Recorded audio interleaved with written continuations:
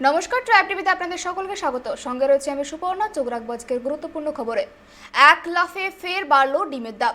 যার জেরে পাইকারি বাজার থেকে খুচরো বাজারে বেড়ে গেল ডিমের দাম। ফলে কার্যত মাথায় হাত পড়লো আম জনতার।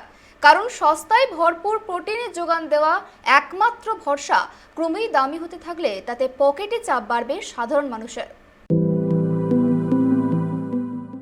এক মাসের ব্যবধানে ফের বাড়ল ডিমের দাম।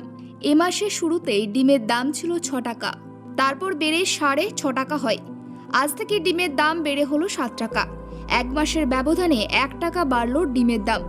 মুরগির খাবারের দাম বাড়ায় ডিমের মূল্যবৃদ্ধির কারণ, দাবি পাইকারি ব্যবসায়ীদের।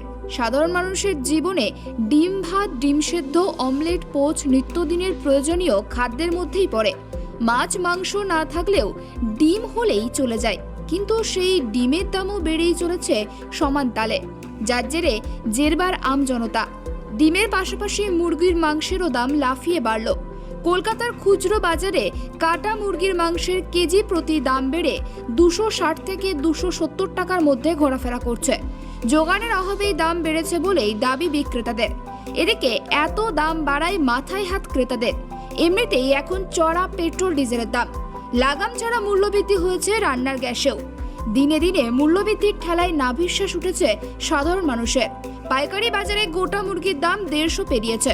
সরকারি ন্যায্য মূল্যের দোকানে কাটা মুরগি বিক্রি হচ্ছে 240 টাকা কেজি দরে। খোলা বাজারে মুরগি মাংসের দাম 270 থেকে 280 টাকা। দামের ঠেলায় টান পড়েছে মধ্যবিত্তের পকেটে। যে হারে লাফিয়ে লাফিয়ে বাড়ছে মুরগির মাংসের দাম, তাতে ক্রেতাদের পকেটে রীতিমতো ছ্যাঁকা লাগার উপক্রম। শুধু তো মুরগিই নয়, দাম বাড়ছে সবজিরও। আলুর দাম বেশ চড়া।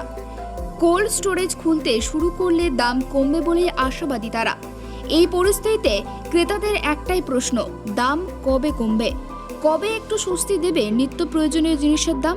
এই পরিস্থিতিতেই ডিমের দামও বেড়ে চলায় চিন্তায় আমজনতা। Bureau report, tribe TV.